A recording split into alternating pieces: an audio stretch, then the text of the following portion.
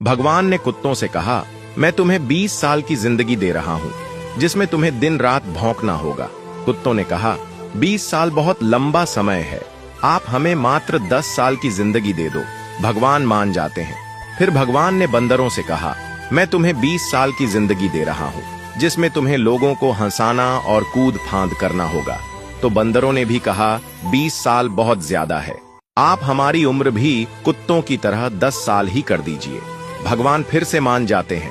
फिर भगवान ने गाय से कहा, मैं तुम्हें 60 वर्षों का जीवन देता हूँ, जिसमें तुम्हें किसानों की मदद करनी है और खेती बाड़ी करनी है। इस पर गाय ने कहा, हे भगवान, 60 साल बहुत अधिक हैं, कृपया मुझे केवल 20 वर्षों का जीवन प्रदान करें। फिर से भगवान मान जाते हैं।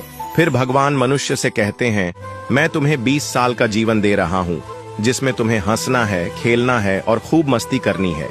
इस पर मनुष्य ने कहा, सिर्फ 20 साल? आप ऐसा कीजिए, मेरे 20 साल के साथ कुत्ते के बचे हुए 10 साल, बंदर के 10 साल और गाय के छोड़े हुए 40 साल भी मुझे दे दीजिए। भगवान मान जाते हैं और कहते हैं, जैसी तुम्हारी मर्जी। हम भगवान के दिए 20 साल बहुत मजे से जीते हैं, उसके बाद के 40 साल कड़ी मेहनत और परिश्रम से जीते हैं।